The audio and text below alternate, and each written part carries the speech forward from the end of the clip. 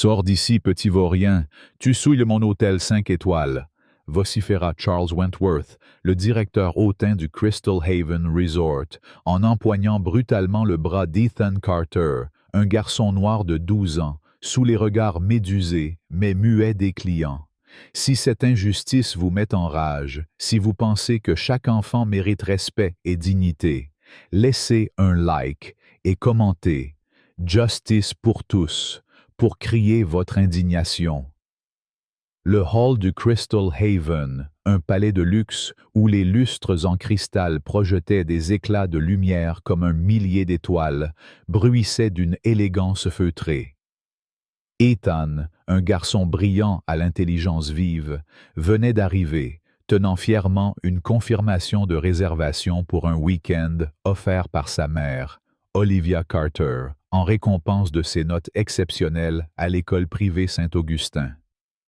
Vêtu d'un polo bleu marine impeccablement repassé et d'un pantalon kaki, il avançait avec une assurance discrète, son sourire timide révélant une politesse innée.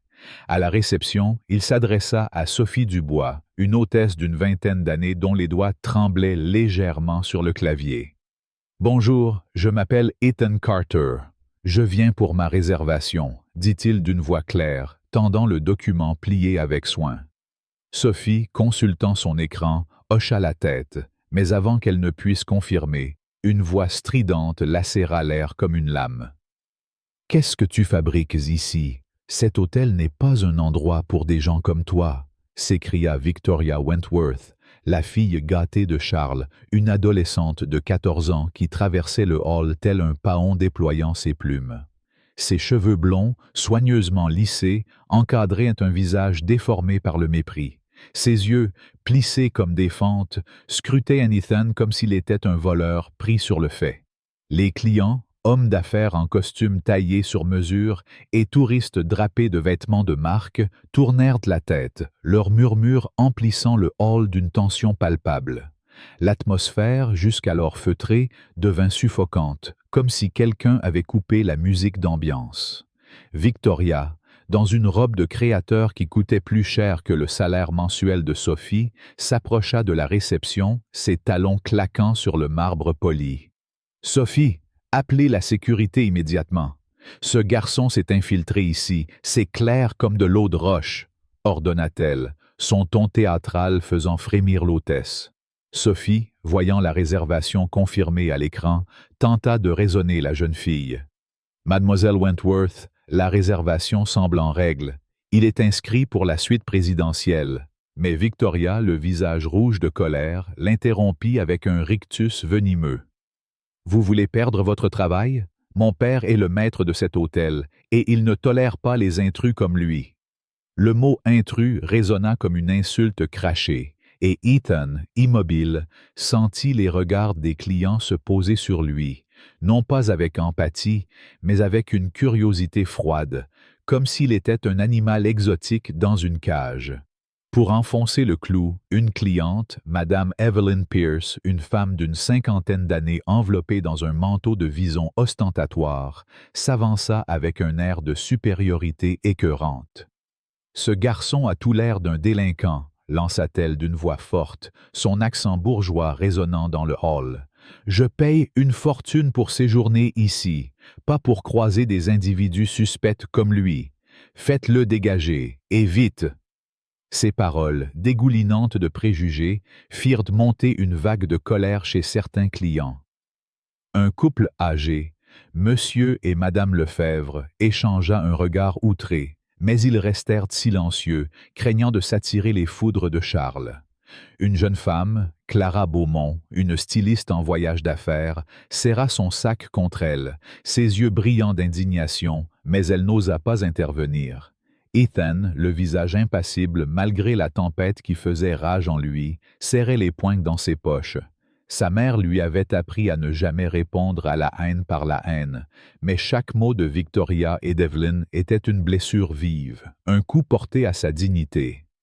À cet instant, un groom, Lucas Morrow, un jeune homme de 22 ans au visage marqué par une vie de labeur, tenta de s'interposer. « Monsieur Wentworth, Peut-être devrions-nous vérifier la réservation avant de tirer des conclusions, dit-il, sa voix tremblante mais déterminée. Lucas, avec son uniforme impeccablement repassé, savait qu'il risquait gros en défiant son patron, mais son sens de la justice l'emportait. Charles, qui venait de surgir de l'ascenseur comme un général prêt à écraser une rébellion, le foudroya du regard. « Tais-toi, Lucas, retourne porter des valises, ou je te mets à la porte avant la fin de la journée. » rugit-il, ses joues rougies par une colère incontrôlable. Lucas recula, le cœur battant, mais ses yeux restèrent fixés sur Ethan, comme pour lui dire « Je suis désolé, je ne peux rien faire de plus. » Charles Wentworth, 45 ans, était l'incarnation de l'arrogance aristocratique. Son costume gris anthracite taillé à Savile Row et ses cheveux grisonnants soigneusement coiffés renforçaient son aura d'autorité. Mais derrière son sourire crispé se cachait un mépris viscéral pour ceux qu'il jugeait inférieurs. Il s'approcha d'Ethan, le dominant de toute sa hauteur. « Toi, gamin, tu crois pouvoir te faufiler dans mon hôtel? Cet endroit est réservé à l'élite, pas à des imposteurs comme toi. » Sa voix, froide et tranchante, résonna comme un verdict. Ethan, tenant toujours sa confirmation de réservation, répondit avec un calme qui contrastait avec la fureur ambiante. « J'ai une réservation pour la suite présidentielle, monsieur. Voici les documents, » dit-il, tendant les papiers d'une main ferme. Mais Charles, sans daigner regarder les preuves, éclata d'un rire moqueur qui fit frissonner l'Assemblée. « La suite présidentielle, toi? Ne me fais pas perdre mon temps. » Il saisit le bras d'Ethan avec une brutalité choquante, ses doigts s'enfonçant dans la chair du garçon. Les marques rouges apparurent presque instantanément sur la peau d'Ethan, et un murmure horrifié parcourut la foule. Sophie, derrière le comptoir, cria « Monsieur Wentworth, arrêtez! La réservation est valide, je l'ai sous les yeux. » Mais Charles, aveuglé par ses préjugés, hurla « Ferme-la, Sophie! Ce gamin est un menteur, et toi, tu es trop naïve pour t'en rendre compte. » L'humiliation d'Ethan atteignit un sommet lorsque Victoria, encouragée par l'attitude de son père, ajouta une couche de cruauté. « Papa, appelle la police, il a sûrement volé cette réservation à un vrai client, » s'écria-t-elle, son sourire triomphant dévoilant une joie malsaine. Evelyn Pierce, toujours en retrait mais bien audible, renchérit avec une malveillance à peine dissimulée. C'est exactement ça. Ces gens-là n'ont aucun respect pour les lieux comme celui-ci. Ils viennent ici pour semer le chaos et salir tout ce qu'ils touchent. Ces mots, crachés avec une haine pure, firent bouillir le sang de Clara, la styliste, qui murmura à une amie à côté d'elle. « C'est insupportable. Comment peuvent-ils parler ainsi d'un enfant? » Mais la peur d'être ostracisé la cloua sur place. Pendant ce temps, un homme d'affaires, Monsieur Gérard Roche, un habitué de l'hôtel, griffonnait nerveusement sur son carnet, évitant de croiser le regard d'Ethan. La chaise roulante de Madame Lefebvre grinça légèrement, signe de son malaise, mais son mari posa une main ferme sur son épaule pour l'empêcher de parler. Pour aggraver l'outrage, un employé de ménage, Pierre, un homme d'une quarantaine d'années qui nettoyait discrètement un coin du hall, s'approcha timidement. « Monsieur Wentworth, je connais ce garçon. Il est venu ici avec sa mère il y a quelques mois. Ce sont des gens respectueux, » dit-il, sa voix à peine audible. Charles, furieux d'être contredit par un subalterne, le coupa net. « Toi, Pierre, si tu veux garder ton balai, retourne nettoyer les sols et ne te mêle pas de ça. » Pierre, humilié, baissa les yeux et s'éloigna, son balai traînant sur le marbre. Cette scène, où même les employés étaient réduits au silence, fit monter une vague de colère contenue dans le hall. Les clients, témoins de cette injustice flagrante, commençaient à échanger des regards, mais aucun n'osait défier Charles. Ethan, malgré la douleur physique et l'humiliation publique, garda une dignité remarquable. Ses yeux, brillants d'une force intérieure, ne trahissaient aucune faiblesse. Il savait que céder à la colère ne ferait que valider les accusations de ses bourreaux. Dans un geste presque imperceptible, il sortit son téléphone de sa poche et composa un numéro. « Maman, murmura-t-il, sa voix tremblante mais résolue. J'ai besoin de toi, tout de suite. » Ces mots, chargés d'une confiance absolue en sa mère, étaient comme une lueur d'espoir dans un océan de haine. Les secondes s'étirèrent dans un silence oppressant, ponctué par les éclats de voix de Charles et les ricanements de Victoria. Evelyn Pierce, toujours en retrait, continuait de murmurer des commentaires acerbes à une amie, tandis que Victoria, sûre de sa victoire, lançait des regards moqueurs à Ethan. Soudain, les lourdes portes vitrées du Crystal Haven s'ouvrirent avec une majesté presque cinématographique. Une femme entra, sa présence imposante faisant taire le brouhaha comme un coup de baguette magique. Olivia Carter, 40 ans, vêtue d'un tailleur noir d'une élégance irréprochable, avançait avec une assurance qui semblait faire plier l'air autour d'elle. Ses talons aiguilles claquaient sur le marbre comme des coups de marteau, annonçant un jugement imminent. Ses cheveux, relevés en un chignon impeccable, et ses yeux sombres, brûlant d'une colère contenue, donnaient à sa silhouette une aura de puissance. Les clients retinrent leur souffle, et même Victoria, habituée à régner sur le hall, sembla se ratatiner. Olivia s'arrêta au centre de l'espace, son regard balayant la scène comme un projecteur révélant chaque détail sordide. Elle posa ses yeux sur Charles, qui tenait encore le bras de son fils, et sa voix, basse mais tranchante comme une épée, perça le silence. « Expliquez-moi, dit-elle, chaque syllabe résonnant comme un défi. Pourquoi vous osez poser vos mains sur mon fils ?» Charles, pris au dépourvu, relâcha Ethan, son arrogance s'effritant comme du sable. Victoria, bouche bée, recula d'un pas, ses yeux passant frénétiquement de son père à cette femme qui semblait tout droit sortie d'un film. Evelyn Pierce, soudain mal à l'aise, tenta de se fondre dans la foule, son manteau de vison semblant soudain trop lourd. Ethan, libéré de l'emprise de Charles, courut vers sa mère. « Maman » murmura-t-il, sa voix empreinte d'un soulagement profond. Olivia, remarquant les marques rouges sur le bras de son fils, sentit une fureur glaciale monter en elle. Elle plongea la main dans son sac et en sortit une carte dorée, la tenant bien en vue. Les lettres gravées scintillaient sous les lustres. Olivia Carter, PDG de Carter Luxury Hotels. Un silence de mort s'abattit sur le hall. Les clients, les employés et même Victoria semblaient figés, comme si le temps s'était arrêté. Charles blêmit, son visage passant du rouge de la colère à un gris maladif. « Je ne savais pas, » bégaya-t-il, sa voix tremblante trahissant sa panique. Olivia leva une main pour le faire taire, son geste aussi impérieux qu'un arrêt de cour. « Vous êtes dans mon hôtel, » dit-elle, sa voix aussi froide qu'un blizzard. « Et vous venez de commettre une faute qui vous poursuivra jusqu'à votre dernier souffle. » La foule, jusqu'alors passive, commença à réagir. Clara, la styliste, sortit son téléphone pour filmer, murmurant « Ça va devenir viral ». Monsieur Lefebvre, enhardi par la présence d'Olivia, murmura à sa femme « Enfin, quelqu'un qui remet cet homme à sa place. » Lucas, le groom, esquissa un sourire discret, tandis que Sophie, derrière son comptoir, semblait enfin respirer. L'injustice, brutale et impitoyable, venait de se heurter à une force inarrêtable, une mère prête à tout pour défendre son fils et rétablir la justice.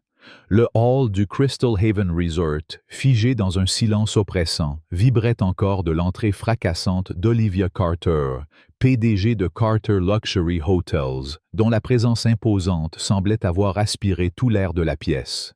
Charles Wentworth, le directeur raciste, se tenait là, blême, sa main encore suspendue dans l'air après avoir relâché le bras d'Ethan, marqué par des empreintes rouges. Les mots d'Olivia, « Vous êtes dans mon hôtel », résonnaient comme un glas, Et la foule, jusqu'alors passive, retenait son souffle, sentant que l'orage ne faisait que commencer. Victoria, la fille gâtée de Charles, vacillait, son arrogance ébranlée, tandis que Madame Evelyn Pierce, la cliente aux préjugés venimeux, tentait de se faufiler vers l'ascenseur, son manteau de vison traînant comme une cape de honte. Mais Olivia, dont les yeux perçants ne manquaient rien, n'avait pas fini. Sa voix, un mélange de glace et de feu, trancha l'air à nouveau. « Vous avez osé poser vos mains sur mon fils, un enfant de 12 ans, sans même vérifier sa réservation. Expliquez-moi, Monsieur Wentworth, comment vous justifiez une telle barbarie. » Chaque mot était un coup de fouet, et Charles, habitué à régner en maître sur son petit empire, sentit le sol se dérober sous ses pieds.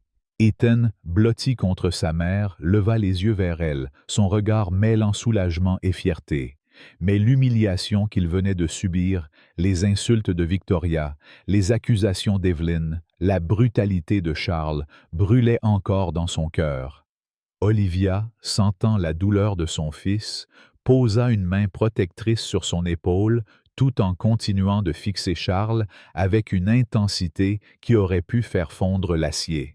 « Vous pensez que votre position vous donne le droit de traiter un enfant comme un criminel ?» lança-t-elle, sa voix montant d'un cran, vibrante d'une colère contenue mais prête à exploser. « Vous pensez que la couleur de sa peau vous autorise à l'humilier devant tout le monde ?» La foule murmura, certains clients hochant la tête, d'autres baissant les yeux, honteux de leur silence complice.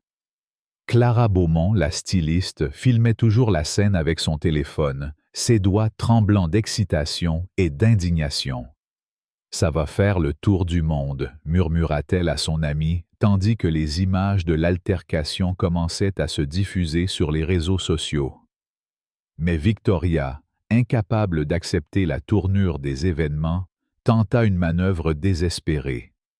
Elle se précipita vers son père, ses joues rouges de colère et ses yeux brillants de larmes crocodiles. « Papa, dis-lui que ce garçon ment, il n'a rien à faire ici, c'est un voleur, un imposteur !» cria-t-elle, sa voix stridente faisant sursauter Sophie, l'hôtesse, qui se tenait toujours derrière le comptoir.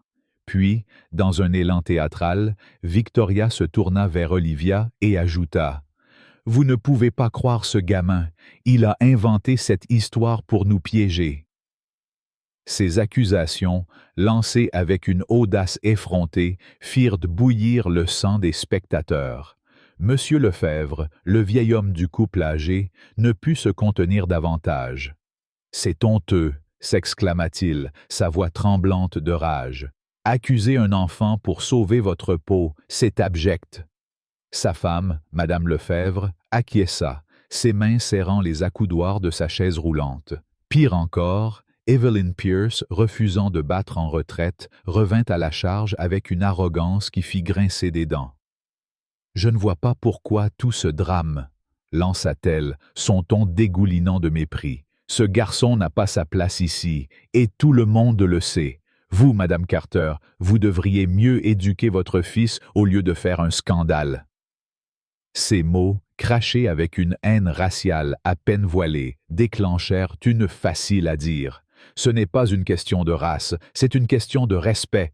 cria Lucas, le groom, qui n'avait plus pu se taire. Sa voix, tremblante d'émotion, résonna dans le hall. « J'ai vu les documents, Madame Carter. Ce garçon a une réservation légitime. Et vous, Madame Pierce, vous devriez avoir honte de vos paroles. » La foule applaudit timidement, quelques clients murmurant leur approbation. Olivia, loin d'être ébranlée par les accusations d'Evelyn, se tourna vers elle, ses yeux lançant des éclairs. « Madame Pierce, dit-elle, sa voix basse mais chargée d'une menace palpable, votre ignorance est aussi laide que votre manteau. Vous venez d'insulter mon fils, et je vous promets que vous le regretterez. » Olivia se tourna alors vers Charles, qui transpirait à grosses gouttes, son assurance réduite en miettes. « Vous êtes licencié, déclara-t-elle, ces 3 mots tombant comme une sentence irrévocable. Vous avez non seulement agressé mon fils, mais vous avez aussi bafoué les valeurs de cet hôtel. Vous n'avez plus votre place ici. » Charles, abasourdi, tenta de bégayer une défense. « Madame Carter, je ne savais pas. C'était une erreur, je pensais. » Mais Olivia le coupa net, levant une main autoritaire. « Une erreur ?» répéta-t-elle, sa voix tremblant de fureur. « Vous avez vu un garçon noir et vous avez décidé qu'il était un criminel. Vous n'avez même pas pris la peine de vérifier ses documents. Votre préjugé est une faute, pas une erreur. » Elle se tourna vers les caméras de sécurité, visibles dans les coins du hall. « Tout est enregistré. Mes avocats examineront chaque seconde de cette ignominie. » La mention des caméras fit blêmir Charles encore davantage. Il s'appuya contre le comptoir, ses jambes flageolantes, tandis que Victoria éclata en sanglots hystériques. « Vous ne pouvez pas faire ça. Mon père est le meilleur directeur que cet hôtel ait jamais eu, » cria-t-elle, ses larmes n'inspirant aucune pitié. Olivia, implacable, se tourna vers elle. « Et toi, jeune fille, » dit-elle, sa voix devenant un murmure dangereux, « tu apprendras que les privilèges ne donnent pas le droit de mentir et d'humilier. Tu as intimidé mes employés, calomnié mon fils et provoqué une scène qui ternit l'image de cet hôtel. » Elle marqua une pause, laissant ces mots s'enfoncer comme des dagues. « J'appellerai ton école, Saint-Augustin. Ils seront ravis d'apprendre comment l'une de leurs élèves traite ses camarades. » Victoria, terrifiée à l'idée de perdre son statut social, se mit à hurler. « Non, vous ne pouvez pas. Je suis une Wentworth. Nous sommes intouchables. » Mais ces cris ne firent qu'amplifier la colère des spectateurs. Clara, la styliste, posta la vidéo en ligne avec le hashtag #JusticePorEthan. Et en quelques minutes, les images de l'altercation devinrent virales. Les commentaires affluaient. « Honteux, racisme pur et simple, bravo à cette mère. » Pendant ce temps, Lucas, le groom, s'approcha timidement d'Olivia. « Madame Carter, » murmura-t-il, « j'ai vu d'autres incidents comme celui-ci. Charles a déjà chassé des clients parce qu'ils ne correspondaient pas à son idée de l'élite. Il y a des plaintes archivées, mais il les a fait taire. » Olivia, les yeux plissés, hocha la tête. « Merci, Lucas, votre courage ne sera pas oublié. » Charles, sentant sa carrière s'effondrer, tenta une dernière défense. « Madame Carter, ma fille n'est qu'une enfant. Elle ne pensait pas à mal. » Mais Olivia, inflexible, le fixa d'un regard qui aurait pu geler le soleil. « Une enfant? Une enfant qui a appris la haine de son père. Les privilèges vont de pair avec la responsabilité, Monsieur Wentworth. Vous et votre fille avez échoué à ce test. » Elle se tourna vers Sophie, qui tremblait derrière le comptoir. « Sophie, assurez-vous que la réservation de mon fils soit honorée immédiatement et préparez les documents pour le licenciement de Monsieur Wentworth. » Sophie hocha la tête, ses doigts volant sur le clavier, tandis que les clients, galvanisés par la fermeté d'Olivia, commencèrent à applaudir plus fort. Mais l'indignation ne s'arrêta pas là. Evelyn Pierce, incapable de se retenir, lança une dernière insulte raciale, un mot si ignoble que la foule entière retint son souffle. « Espèce de... » commença-t-elle, mais avant qu'elle ne puisse finir, Clara, la styliste, s'avança, son téléphone toujours en main. « Vous venez de vous ridiculiser devant le monde entier, » dit-elle, son ton vibrant de colère. « Votre haine est exposée et vous ne pourrez pas vous cacher. » Les clients, enhardis, se mirent à huer Evelyn, qui, pour la première fois, sembla réaliser l'ampleur de son erreur. Elle s'enfuit vers l'ascenseur, son visage rouge de honte, poursuivie par les sifflets de la foule. Dans les heures qui suivirent, la vidéo de Clara devint un raz-de-marée sur les réseaux sociaux. Les hashtags #JusticePorEthan et #Crystal Haven Racisme dominaient les tendances et des milliers de personnes partageaient des messages de soutien pour Ethan et de condamnation pour Charles et Evelyn. Les médias s'emparèrent de l'histoire et des chaînes nationales commencèrent à contacter Carter Luxury Hotels pour des interviews. Charles, quant à lui, fut escorté hors de l'hôtel par la sécurité, sous les regards méprisants des employés qu'il avait autrefois tyrannisés. Victoria, en pleurs, le suivit, son monde de privilèges s'effondrant comme un château de cartes. Mais le scandale ne s'arrêta pas là. Lucas, encouragé par le courage d'Olivia, révéla à un journaliste présent dans le hall, un certain Julien Marchand, que Charles avait un passé trouble. Il a chassé des clients noirs et asiatiques à plusieurs reprises, confia-t-il, sa voix tremblante mais résolue. Il disait qu'il ne correspondait pas à l'image du Crystal Haven. Il a même menacé des employés qui protestaient. Julien, un reporter chevronné, nota chaque mot, son article promettant de faire trembler l'industrie hôtelière. Les révélations de Lucas, combinées aux images des caméras de sécurité, scellèrent le sort de Charles. En quelques jours, il devint persona non grata dans le secteur. Son profil LinkedIn fut inondé de commentaires accusateurs, ses demandes de connexion ignorées, ses appels rejetés. Victoria, quant à elle, fit face à une humiliation publique sans précédent. L'école Saint-Augustin, informée par Olivia, prononça son expulsion pour conduite contraire aux valeurs de l'établissement. Les autres écoles privées, craignant d'être associées à son nom, rejetèrent ses candidatures. La famille Wentworth, autrefois au sommet de la société, se retrouva ostracisée. Les invitations aux galas de charité cessèrent, les amis se transformèrent en étrangers, et leur appartement cossu du 16e arrondissement fut mis en vente pour couvrir leurs dettes croissantes. Charles, assis chaque matin à sa table de cuisine, fixait son téléphone silencieux, tandis que Victoria pleurait dans sa chambre, ses amis l'ayant abandonné. « Comment as-tu pu être aussi aveugle ?» murmura sa femme, Élise, en examinant les factures impayées, son ton chargé de désespoir. Pendant ce temps, Ethan, malgré l'épreuve, montrait une maturité qui stupéfiait même les adultes. Dans la suite présidentielle, où il s'installa enfin avec sa mère, il s'assit sur le canapé, les yeux pensifs. « Maman, dit-il doucement, je ne veux pas qu'il souffre, je veux juste qu'il comprenne. » Olivia, touchée par la sagesse de son fils, lui serra la main. « Tu es plus fort qu'eux tous, » murmura-t-elle, sa voix empreinte de fierté. Mais Olivia ne se contentait pas de protéger son fils. Elle convoqua une réunion d'urgence avec son conseil d'administration annonçant des réformes radicales. « Ce qui s'est passé aujourd'hui ne se reproduira plus, » déclara-t-elle, sa voix vibrante de détermination. « Nous allons changer non seulement les règles, mais les mentalités. » Le lendemain, Olivia rencontra Lucas dans son bureau. « Vous avez risqué votre emploi pour défendre mon fils, » dit-elle, son ton empreint de gratitude. « Vous serez promu superviseur des relations clients. Votre intégrité est ce que cet hôtel doit incarner. » Lucas, les larmes aux yeux, balbutia un merci, submergé par l'émotion. Sophie, quant à elle, reçut une prime pour avoir tenté de défendre Ethan, et Pierre, le concierge, fut invité à participer à la rédaction des nouvelles politiques d'accueil.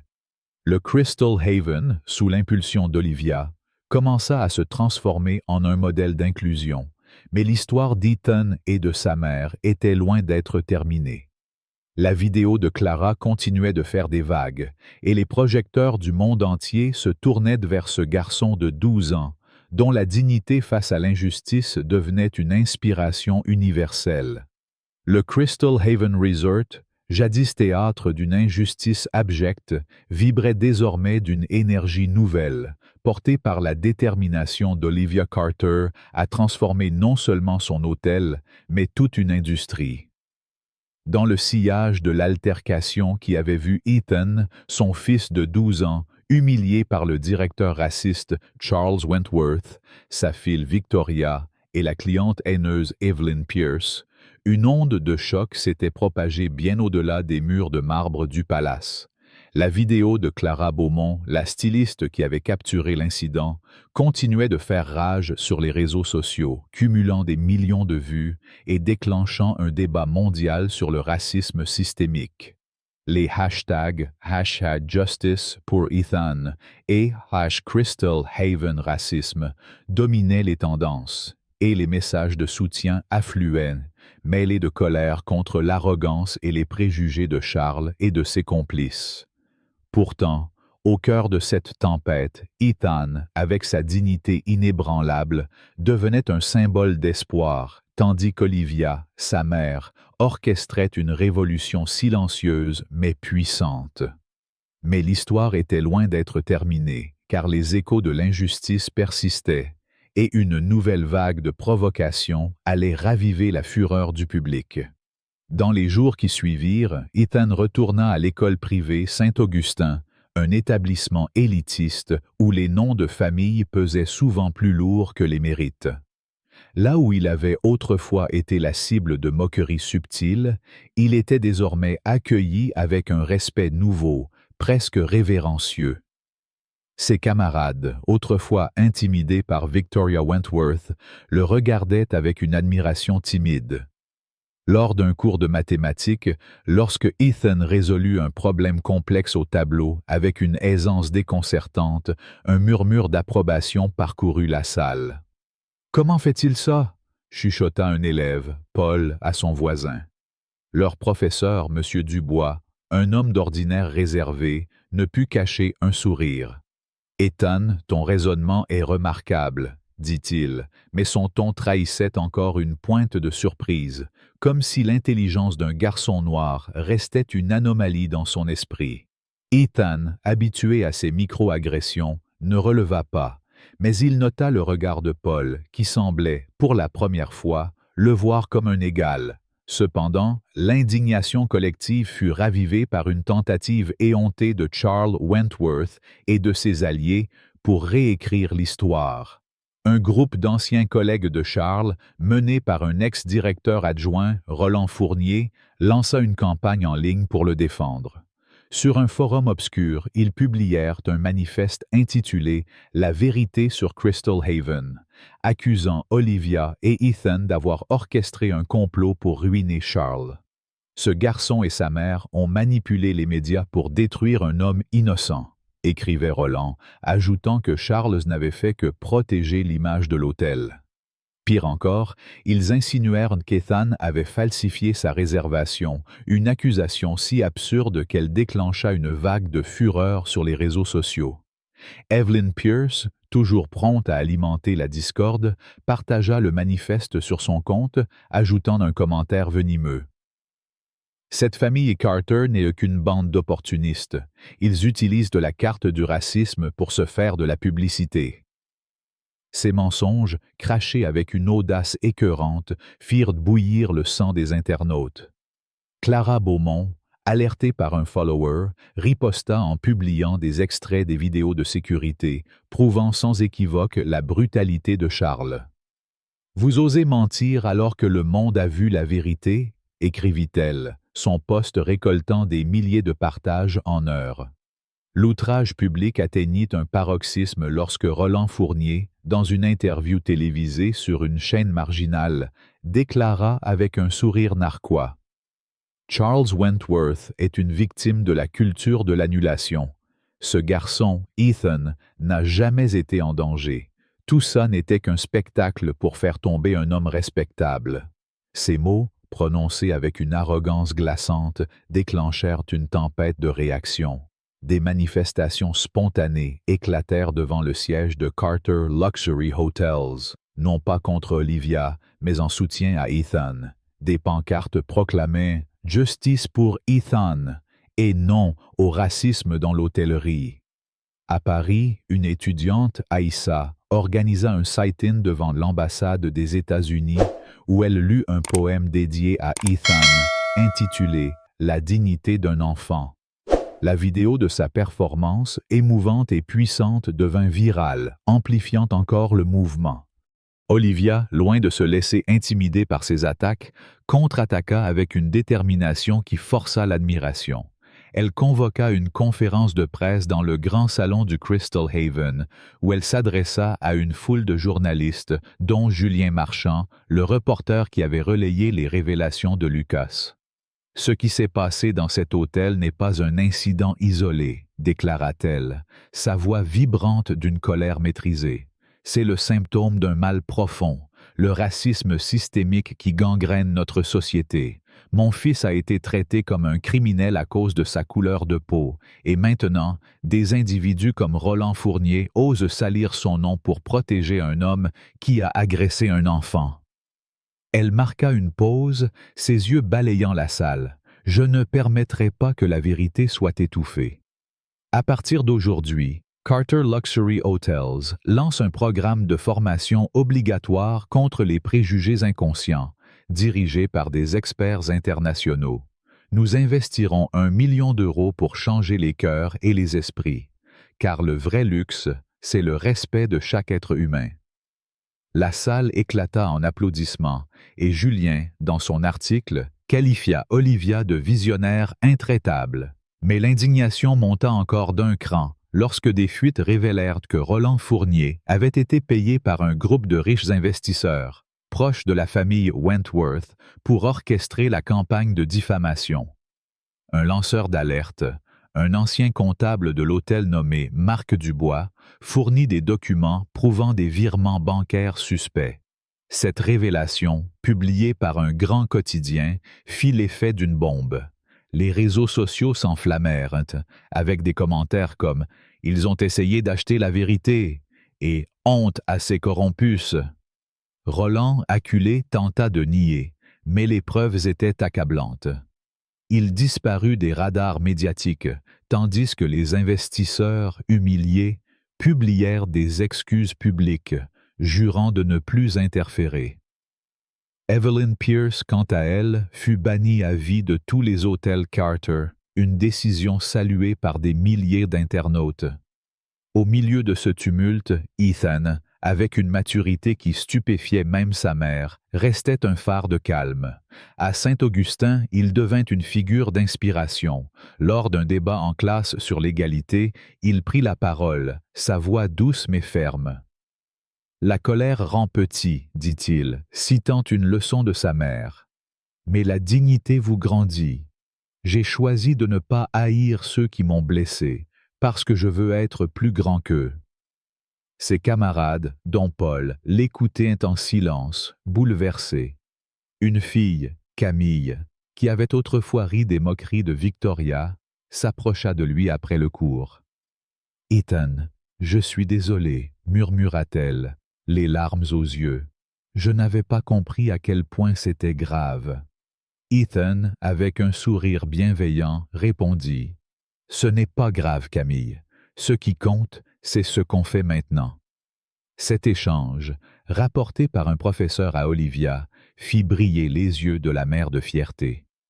Quelques semaines plus tard, Ethan reçut une lettre qui allait changer sa vie. Le programme d'excellence des jeunes leaders, une initiative prestigieuse pour les adolescents exceptionnels, l'invitait à rejoindre ses rangs. « Nous avons été impressionnés par votre résilience et votre caractère face à l'adversité », écrivait le directeur du programme. Ethan, en lisant la lettre à haute voix dans le salon de leur appartement parisien, sentit une chaleur envahir son cœur. Olivia, assise à ses côtés, le serra dans ses bras. « Tu rends le monde meilleur, mon fils », murmura-t-elle, sa voix tremblante d'émotion. Lors de la cérémonie d'admission, Ethan fut invité à prononcer un discours devant une salle comble, composée de diplomates, d'éducateurs et de jeunes leaders du monde entier. Il monta sur scène, petit mais droit, son regard brillant d'une force intérieure. « Les moments difficiles nous révèlent qui nous sommes », commença-t-il, sa voix claire résonnant dans la salle. J'ai appris que la vraie force ne consiste pas à frapper en retour, mais à avancer avec dignité. Si un garçon de 12 ans peut le faire, alors nous le pouvons tous. La salle se leva pour une ovation, et Olivia, au premier rang, essuya une larme, submergée par la fierté. Pendant ce temps, la famille Wentworth sombrait dans un chaos qu'ils avaient eux-mêmes créé. Charles, autrefois craint et respecté, était devenu un paria. Les offres d'emploi qu'il envoyait restaient sans réponse et son nom était synonyme de honte dans l'industrie hôtelière. Un soir, assis dans leur nouvel appartement modeste en banlieue, il fixa sa femme, Élise, qui triait des factures impayées. « Comment avons-nous pu tomber si bas ?» murmura-t-il, la voix brisée. Élise, les yeux rougis, répondit d'un ton amer. « Tu as laissé ta haine détruire tout ce que nous avions. » Victoria, de son côté, luttait pour s'adapter à son nouvel environnement, une école publique où son nom ne lui ouvrait aucune porte. Rejetée par ses anciennes amies, elle passait ses soirées à scroller sur son téléphone, lisant les commentaires moqueurs sur sa chute. « C'est leur faute », marmonnait-elle, mais au fond, une petite voix lui soufflait qu'elle avait contribué à son propre malheur. Olivia, quant à elle, ne se contentait pas de réagir. Elle agissait avec une vision qui transformait l'industrie. Le programme de formation contre les préjugés, lancé avec un budget d'1 million d'euros, devint un modèle pour les hôtels du monde entier. Des experts, dont une sociologue renommée, Dre Amarasow, animaient des ateliers où les employés, du concierge au directeur, apprenaient à reconnaître et déconstruire leurs biais. Luca Morrow, promu superviseur des relations clients, joua un rôle clé dans la mise en œuvre des nouvelles politiques. Lors d'une réunion, il proposa un slogan qui devint la devise du Crystal Haven. « Nous sommes des hôtes, pas des juges ». Sophie Dubois, désormais responsable de la formation des nouveaux employés, partageait son expérience de l'incident avec Ethan, incitant ses collègues à toujours vérifier avant de juger.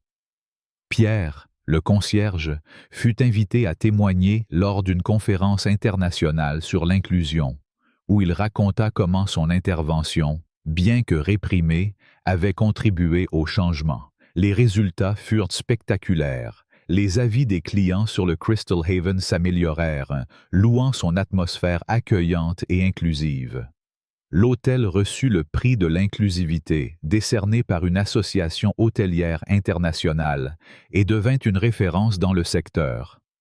Clara Beaumont, dont la vidéo avait tout déclenché, lança un mouvement en ligne d'Air Hotels pour tous, qui encourageait les établissements à adopter des politiques antidiscriminatoires.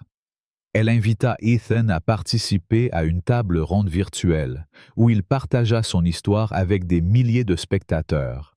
« Je ne veux pas être vu comme une victime, dit-il, sa voix posée.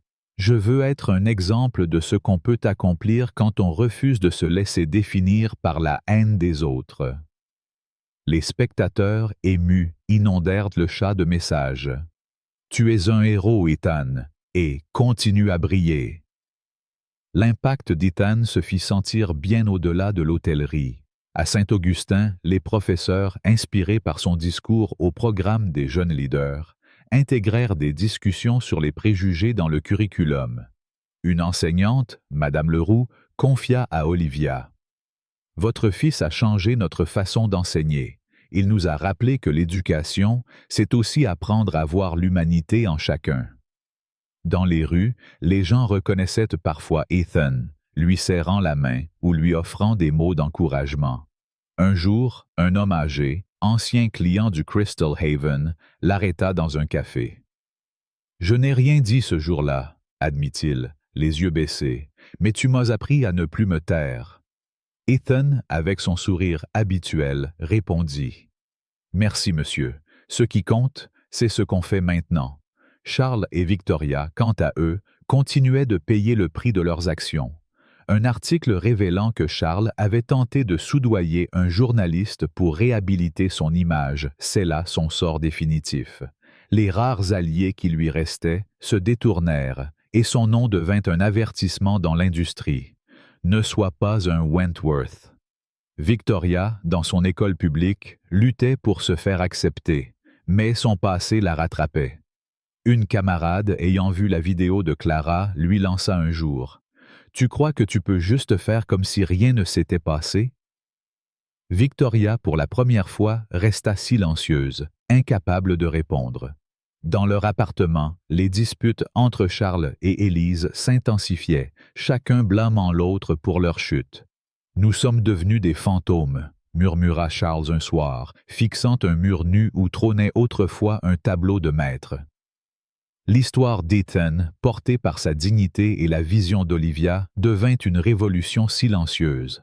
Lors d'une remise de prix à Genève où Carter Luxury Hotels fut honoré pour son engagement, Olivia invita Ethan sur scène. « Ce prix n'est pas pour moi, dit-elle, sa voix tremblante d'émotion. Il est pour mon fils, qui a transformé une injustice en un appel au changement. » Ethan, sous les applaudissements, murmura simplement « Merci, maman. » Leur étreinte, capturée par les caméras, devint une image emblématique, symbolisant la force d'une mère et d'un fils face à l'adversité. Et tandis que les Wentworth s'effaçaient dans l'ombre, Ethan et Olivia illuminaient le monde, prouvant que la dignité, plus que la vengeance, est la vraie victoire. L'histoire d'Ethan Carter, ce garçon de 12 ans confronté à une injustice raciale brutale au Crystal Haven Resort, résonne comme un cri puissant contre les préjugés et un appel universel à la dignité humaine. À travers les 3 chapitres de cette saga, nous avons été témoins d'une injustice choquante, d'un revirement de pouvoir magistral et d'une transformation profonde, non seulement dans un hôtel, mais dans les cœurs et les esprits de millions de personnes. En tant que Français, attachés aux valeurs de liberté, d'égalité et de fraternité, cette histoire nous touche profondément, car elle met en lumière des vérités universelles sur la justice, la résilience et le courage. Elle nous pousse à réfléchir sur notre propre rôle face aux discriminations et à tirer des leçons concrètes pour façonner une société plus juste. Voici mes réflexions sur cette histoire et les enseignements que nous pouvons appliquer dans nos vies quotidiennes, suivis d'un appel à l'action pour amplifier ce message. Une injustice qui révèle nos failles. L'incident initial, où Ethan est humilié par Charles Wentworth, Victoria et Evelyn Pierce, est un miroir douloureux des préjugés qui persistent dans nos sociétés. En France, où l'égalité est inscrite dans notre devise nationale, nous ne sommes pas immunisés contre le racisme. Les insultes proférées contre Ethan, basées uniquement sur sa couleur de peau, rappellent des scènes trop familières, des regards méfiants dans le métro, des contrôles d'identité ciblés ou des remarques insidieuses dans les lieux publics. Ce qui rend cette injustice particulièrement révoltante, c'est son caractère public et impuni, du moins jusqu'à l'arrivée d'Olivia. La passivité des clients du Crystal Haven, à l'exception de quelques rares voix comme Lucas ou Clara, reflète une tendance humaine à éviter le conflit, même face à l'injustice. En tant que Français, nous valorisons le débat et la confrontation d'idées, mais cette histoire nous rappelle que le silence face à l'oppression est une forme de complicité. La brutalité de Charles, amplifiée par l'arrogance de Victoria et les préjugés d'Evelyn, nous met face à une question essentielle. Que ferions-nous à leur place? Resterions-nous spectateurs ou aurions-nous le courage de Lucas pour intervenir? L'émotion dominante ici est la colère. Une colère légitime face à l'injustice, mais aussi une frustration envers une société qui permet encore de tels comportements. Pourtant, Ethan, malgré son jeune âge, transforme cette colère en dignité. Sa retenue, son calme face aux insultes et son appel à sa mère sont des actes de résistance silencieuse qui forcent le respect. En France, où l'éloquence et la maîtrise de soi sont admirées, Ethan incarne une forme de noblesse morale. Il nous enseigne que la véritable force ne réside pas dans la violence ou la vengeance, mais dans la capacité à rester fidèle à ses valeurs, même sous pression. Olivia, quant à elle, représente la puissance de l'action déterminée. Son arrivée, sa confrontation avec Charles et sa décision de réformer son entreprise montrent qu'une seule personne, animée par la justice, peut changer le cours des choses. Leur duo, mère et fils, est une ode à la solidarité familiale, une valeur chère aux Français, où les liens du sang sont souvent un rempart contre l'adversité. Leçon à appliquer dans la vie quotidienne. Cette histoire offre plusieurs leçons concrètes que nous pouvons intégrer dans nos vies, en tant qu'individu et membre d'une société aspirant à l'égalité. Ne jamais rester silencieux. Face à l'injustice. Le silence des clients du Crystal Haven a prolongé l'humiliation d'Ethan. En France, où nous aimons débattre et défendre nos convictions, cette passivité nous interpelle. Nous devons apprendre à intervenir, même si cela est inconfortable. Par exemple, dans un café, si nous entendons une remarque raciste, un simple « ce que vous dites est inacceptable » peut briser le cycle du silence. Comme Lucas, nous pouvons être des alliés, même à petite échelle, en signalant des comportements discriminatoires au travail ou dans nos cercles sociaux. Cela demande du courage, mais chaque voix compte, éduquer pour transformer les mentalités. Le programme de formation contre les préjugés lancé par Olivia est un modèle d'action proactive. En France, où l'éducation est un pilier de la République, nous pouvons appliquer cette leçon en sensibilisant nos proches et nos collègues. Organiser des discussions sur la diversité, lire des ouvrages sur le racisme systémique ou participer à des ateliers comme ceux d'Amara Sow sont des moyens d'agir. À l'école, les enseignants peuvent s'inspirer d'Ethan pour intégrer des débats sur l'égalité, comme Madame Leroux l'a fait à Saint-Augustin. Chacun de nous, à son niveau, peut être un éducateur. Cultiver la dignité. Face à l'adversité. Ethan nous apprend que la dignité est une arme puissante.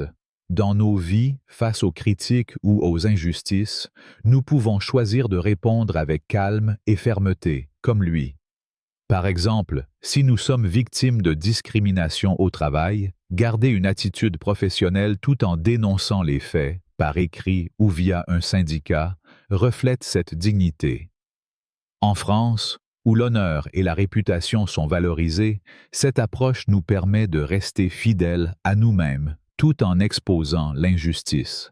Utiliser le pouvoir des médias pour amplifier la justice. Clara Beaumont a transformé une injustice locale en un mouvement global grâce à sa vidéo. À l'ère des réseaux sociaux, nous pouvons tous devenir des Clara. Partager des histoires d'injustice, comme celle d'Ethan, ou signaler des comportements discriminatoires sur des plateformes comme Twitter ou LinkedIn peut avoir un impact. En France, où les mouvements citoyens comme #MeToo ou #Balance ton porc ont pris de l'ampleur, nous savons que la mobilisation en ligne peut changer les choses. Mais il faut agir avec responsabilité, en vérifiant les faits pour éviter les dérives. Reconnaître et récompenser l'intégrité. La promotion de Lucas et la reconnaissance de Sophie montrent que l'intégrité doit être valorisée. Dans nos vies, nous pouvons récompenser ceux qui agissent avec justice, que ce soit en félicitant un collègue qui défend un subalterne ou en soutenant un ami qui dénonce une injustice. En France, où le mérite est célébré, reconnaître les Lucas de notre entourage renforce une culture de l'équité. Une leçon d'humanité à la française. Cette histoire, bien qu'américaine dans son cadre, résonne avec l'âme française. Notre attachement à la justice sociale, hérité de la Révolution, nous pousse à rejeter l'arrogance des Wentworth et à admirer la résilience d'Ethan. Mais elle nous rappelle aussi nos contradictions. Malgré nos idéaux, le racisme persiste dans nos banlieues, nos écoles, nos entreprises. Ethan et Olivia nous invitent à confronter ces vérités avec courage, à l'image des grands penseurs français comme Voltaire, qui dénonçaient l'injustice, ou Simone de Beauvoir, qui prônait l'émancipation. Leur histoire est un appel à incarner nos valeurs, non pas en paroles, mais en actes. En appliquant ces leçons, nous pouvons bâtir une France plus fidèle à sa devise. Cela commence par des gestes simples. Écouter les victimes de discrimination, s'éduquer sur nos propres biais et agir quand nous sommes témoins d'injustice. Ethan, à seulement 12 ans, a montré qu'un enfant peut changer le monde. À nous, adultes, de suivre son exemple, avec la même dignité et la même détermination. Si cette histoire vous a bouleversé, si vous croyez en la justice et en la dignité pour tous, agissez maintenant. Likez cette vidéo pour montrer votre soutien à Ethan et à tous ceux qui luttent contre l'injustice. Partagez-la avec vos amis, votre famille, vos collègues, pour que ce message touche le monde entier. Abonnez-vous à notre chaîne pour ne rater aucune histoire inspirante comme celle-ci et activez la cloche pour être notifié à chaque nouvelle vidéo. Enfin, laissez un commentaire avec Justice pour tous pour rejoindre le mouvement et partager vos réflexions. Dites-nous, qu'auriez-vous fait à la place d'Ethan ou d'Olivia? Votre voix compte, alors faites-la entendre. Ensemble, changeons les cœurs et les esprits, une vidéo à la fois. L'histoire d'Ethan Carter, ce garçon de 12 ans confronté à une injustice raciale brutale au Crystal Haven Resort, résonne comme un cri puissant contre les préjugés et un appel universel à la dignité humaine. À travers les 3 chapitres de cette saga, nous avons été témoins d'une injustice choquante, d'un revirement de pouvoir magistral et d'une transformation profonde, non seulement dans un hôtel, mais dans les cœurs et les esprits de millions de personnes. En tant que Français, attachés aux valeurs de liberté, d'égalité et de fraternité, cette histoire nous touche profondément, car elle met en lumière des vérités universelles sur la justice, la résilience et le courage. Elle nous pousse à réfléchir sur notre propre rôle face aux discriminations et à tirer des leçons concrètes pour façonner une société plus juste. Voici mes réflexions sur cette histoire, enrichie par l'impact émotionnel de la vidéo et les enseignements que nous pouvons appliquer dans nos vies quotidiennes, suivis d'un appel à l'action pour amplifier ce message. Une injustice qui révèle nos failles. La vidéo, avec ses images saisissantes du hall du Crystal Haven, nous plonge immédiatement dans l'horreur de l'injustice. Voir Ethan, un enfant innocent, saisi brutalement par Charles Wentworth, sous les regards complices ou passifs des clients, est une gifle émotionnelle. Les insultes de Victoria, l'arrogance d'Evelyn Pierce et le silence des spectateurs créent un sentiment d'indignation viscérale.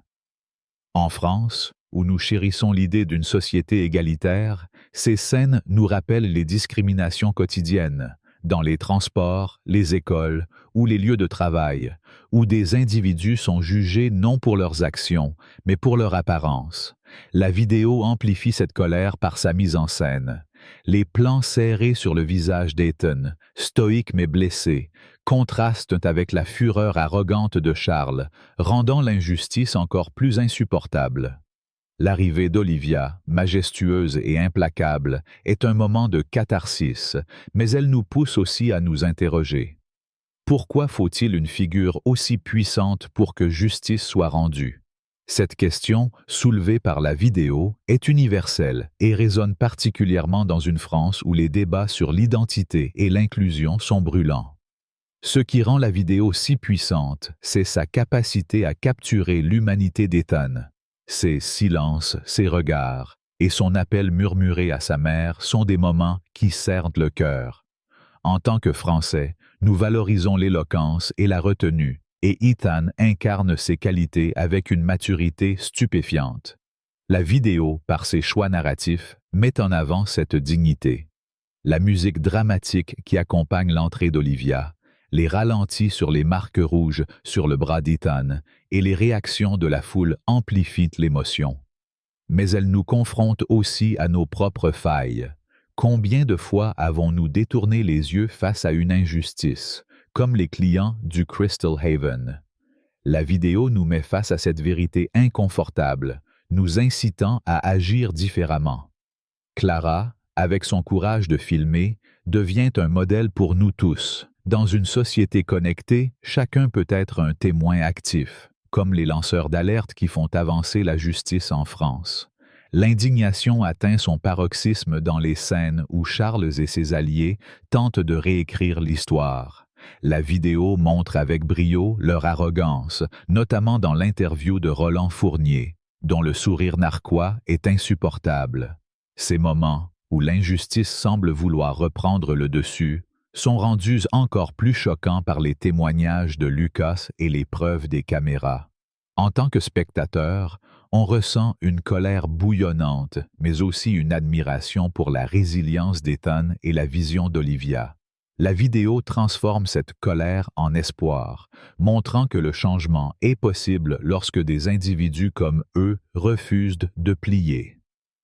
En France, où les mouvements citoyens ont une longue histoire, de la Révolution aux manifestations modernes, cette histoire nous rappelle que la lutte pour la justice est un combat collectif. Leçon à appliquer dans la vie quotidienne. Cette histoire, amplifiée par la puissance visuelle et émotionnelle de la vidéo, offre plusieurs leçons concrètes que nous pouvons intégrer dans nos vies en tant qu'individus et membres d'une société aspirant à l'égalité. Ne jamais rester silencieux face à l'injustice. Le silence des clients du Crystal Haven, capturé dans les regards fuyants de la vidéo, a prolongé l'humiliation d'Ethan. En France, où nous aimons débattre et défendre nos convictions, cette passivité nous interpelle. Nous devons apprendre à intervenir, même si cela est inconfortable. Par exemple, dans un café, si nous entendons une remarque raciste, un simple « ce que vous dites est inacceptable » peut briser le cycle du silence. Comme Lucas, nous pouvons être des alliés, même à petite échelle, en signalant des comportements discriminatoires au travail ou dans nos cercles sociaux. Cela demande du courage, mais chaque voix compte. Éduquer pour transformer les mentalités. Le programme de formation contre les préjugés lancé par Olivia, montré dans la vidéo comme une réponse directe à l'injustice, est un modèle d'action proactive. En France, où l'éducation est un pilier de la République, nous pouvons appliquer cette leçon en sensibilisant nos proches et nos collègues. Organiser des discussions sur la diversité, lire des ouvrages sur le racisme systémique ou participer à des ateliers comme ceux d'Amara Sow sont des moyens d'agir. À l'école, les enseignants peuvent s'inspirer d'Ethan pour intégrer des débats sur l'égalité, comme Madame Leroux l'a fait à Saint-Augustin. Chacun de nous, à son niveau, peut être un éducateur. Cultiver la dignité face à l'adversité. Ethan nous apprend que la dignité est une arme puissante. La vidéo, avec ses plans sur son visage calme mais déterminé, montre cette force intérieure. Dans nos vies, face aux critiques ou aux injustices, nous pouvons choisir de répondre avec calme et fermeté, comme lui. Par exemple, si nous sommes victimes de discrimination au travail, garder une attitude professionnelle tout en dénonçant les faits, par écrit ou via un syndicat, reflète cette dignité. En France, où l'honneur et la réputation sont valorisés, cette approche nous permet de rester fidèles à nous-mêmes tout en exposant l'injustice. Utiliser le pouvoir des médias pour amplifier la justice. Clara Beaumont a transformé une injustice locale en un mouvement global grâce à sa vidéo, un moment clé capturé dans le film. À l'ère des réseaux sociaux, nous pouvons tous devenir des Clara. Partager des histoires d'injustice, comme celle d'Ethan, ou signaler des comportements discriminatoires sur des plateformes comme Twitter ou LinkedIn peut avoir un impact. En France, où les mouvements citoyens comme #MeToo ou #BalanceTonPark ont pris de l'ampleur, nous savons que la mobilisation en ligne peut changer les choses. Mais il faut agir avec responsabilité, en vérifiant les faits pour éviter les dérives. Reconnaître et récompenser l'intégrité. La promotion de Lucas et la reconnaissance de Sophie, montrées dans la vidéo comme des moments de justice, soulignent que l'intégrité doit être valorisée. Dans nos vies, nous pouvons récompenser ceux qui agissent avec justice, que ce soit en félicitant un collègue qui défend un subalterne ou en soutenant un ami qui dénonce une injustice. En France, où le mérite est célébré, reconnaître les Lucas de notre entourage renforce une culture de l'équité. Une leçon d'humanité à la française. Cette histoire, sublimée par la vidéo, résonne avec l'âme française. Notre attachement à la justice sociale, héritée de la Révolution, nous pousse à rejeter l'arrogance des Wentworth et à admirer la résilience d'Ethan. Mais elle nous rappelle aussi nos contradictions. Malgré nos idéaux, le racisme persiste dans nos banlieues, nos écoles, nos entreprises. Ethan et Olivia nous invitent à confronter ces vérités avec courage, à l'image des grands penseurs français comme Voltaire, qui dénonçaient l'injustice, ou Simone de Beauvoir, qui prônait l'émancipation. Leur histoire est un appel à incarner nos valeurs, non pas en paroles, mais en actes. La vidéo, avec ses images percutantes et sa narration captivante, transforme cette leçon en un cri universel. Nous pouvons tous être des agents de changement, à condition de refuser le silence. En appliquant ces leçons, nous pouvons bâtir une France plus fidèle à sa devise. Cela commence par des gestes simples. Écouter les victimes de discrimination, s'éduquer sur nos propres biais et agir quand nous sommes témoins d'injustice. Ethan, à seulement 12 ans, a montré qu'un enfant peut changer le monde. À nous, adultes, de suivre son exemple avec la même dignité et la même détermination. Si cette histoire vous a bouleversé, si vous croyez en la justice et en la dignité pour tous, agissez maintenant. Likez cette vidéo pour montrer votre soutien à Ethan et à tous ceux qui luttent contre l'injustice. Partagez-la avec vos amis, votre famille, vos collègues, pour que ce message touche le monde entier. Abonnez-vous à notre chaîne pour ne rater aucune histoire inspirante comme celle-ci et activez la cloche pour être notifié à chaque nouvelle vidéo. Enfin, laissez un commentaire avec Justice pour tous pour rejoindre le mouvement et partager vos réflexions. Dites-nous, qu'auriez-vous fait à la place d'Ethan ou d'Olivia? Votre voix compte, alors faites-la entendre. Ensemble, changeons les cœurs et les esprits, une vidéo à la fois.